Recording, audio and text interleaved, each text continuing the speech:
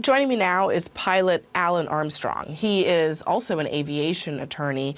Alan, you're sitting right now inside of a Gulfstream 3 jet. That's not the same plane that we're talking about. It's slightly smaller than the 787. But show us where this button that controls the seat would normally be and how it works. Abby, the button would be located in the back of the pilot's seat. On top of the button is a guard. The use of the button is based on the assumption it will only be used when you're getting in the seat or getting out of the seat. It is not something to be used when the airplane is being flown. But you said there's a guard on it. Way back here. Yeah. How could someone you have to flip the guard bump up. into it? Could someone bump into it? I'm perplexed. I don't understand this story about how this seat switch got activated. I'm mystified, frankly. Because it's usually not something that is just easily accessible. But let's say that is what happened here, Alan. What happened then? How could the pilot have been pushed into the controls such that the plane would have gone into a nosedive? I'm going to ask you to make two assumptions.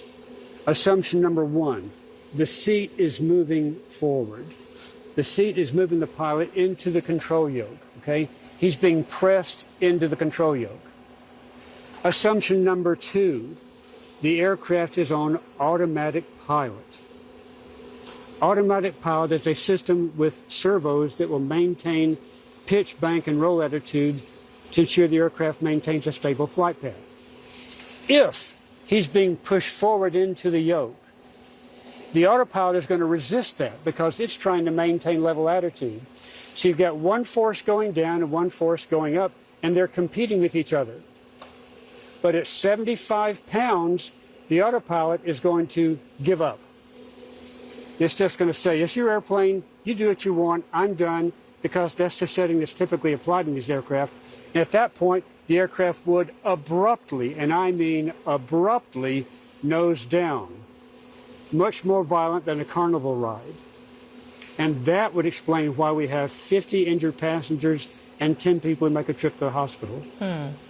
So it sounds like, Alan, there are still a lot of questions in your mind about whether this really is the full picture of what happened here, perhaps because of how unlikely it is that that button could have just been accessed without someone trying to. I really do not believe we have the whole story.